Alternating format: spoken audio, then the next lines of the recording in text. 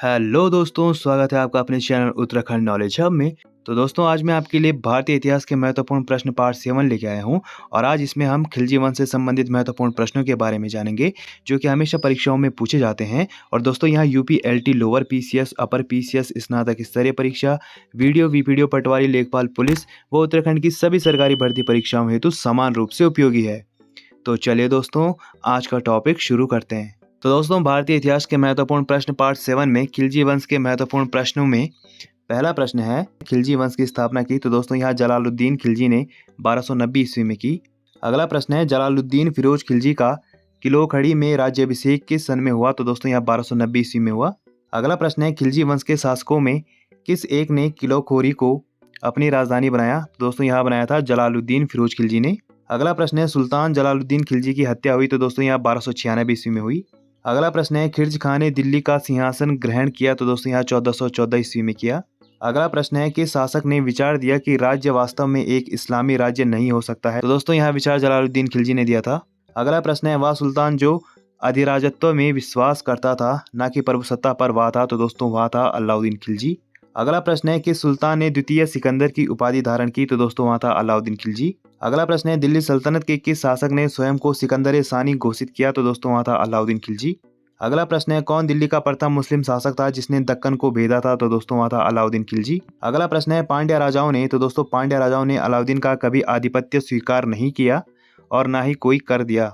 अगला प्रश्न है, अलाउद्दीन खिलजी दिल्ली का प्रथम मुस्लिम शासक था जिसने जीता था। तो दोस्तों, इसने दक्षिण भारत को जीता था। अगला प्रश्न है, होयसल शासक बल्लाल देव तृतीय को अलाउद्दीन ने दी थी। तो दोस्तों, होयसल शासक बल्लाल देव तृतीय को अलाउद्दीन खिलजी ने एक विशेष खिलवत, एक मुकुट और एक छत्र दिया तथा 10 लाख टंकों की थैली भेंट की थी।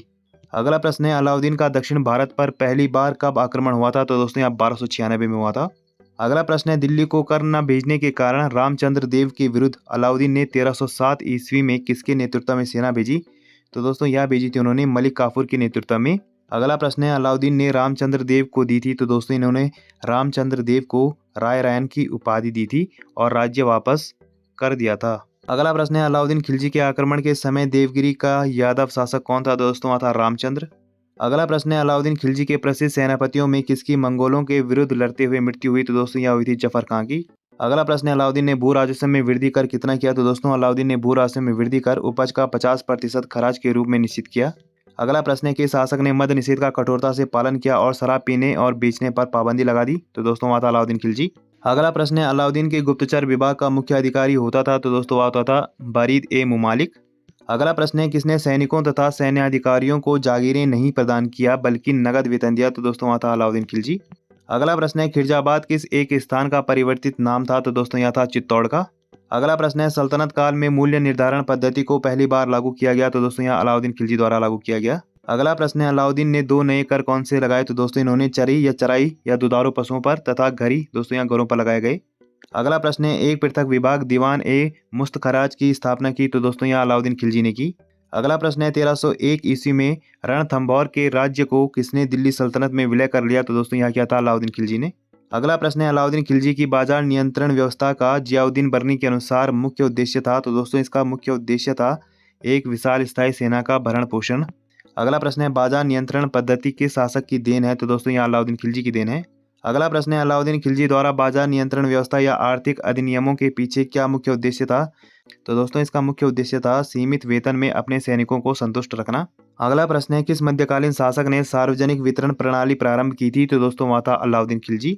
अगला प्रश्न है, अलाउद्दीन के मूल्य नियंत्रण के बारे में थोड़ी बहुत जानकारी मिलती है। तो दोस्तों, यहाँ अमीर खुसरो की पुस्तक खजाइनुल फुतूह में मिलती है और इब्न बतूता के रहला और इसामी की पुस्तक फुतूह उस सलातीन में मिलती है। अगला प्रश्न है, सराय ए अदल कैसा बाजार होता था। तो दोस्तों, जहां वस्त्र, शक्कर, जड़ी बूटी, मेवा, दीपक जलाने का तेल एवं अन्य निर्मित वस्तुएं बिकने के लिए आती थी, यह ऐसा बाजार होता था। अगला प्रश्न है, किसने एकता प्रणाली को समाप्त कर दिया। तो दोस्तों, अलाउद्दीन खिलजी ने एकता प्रणाली को समाप्त कर दिया। अगला प्रश्न है, किस दिल्ली सुल्तान ने घोड़ों को दागने की प्रथा प्रारंभ की। तो दोस्तों, यह प्रथा प्रारंभ की थी अलाउद्दीन खिलजी ने।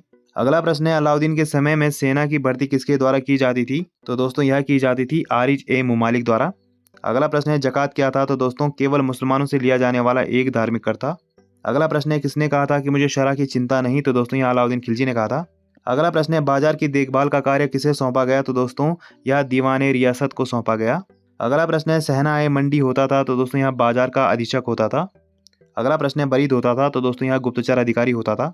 अगला प्रश्न है अलाउद्दीन खिलजी की बाजार नियंत्रण व्यवस्था का प्रभारी अधिकारी कौन था, तो दोस्तों यहाँ था सहना ए मंडी।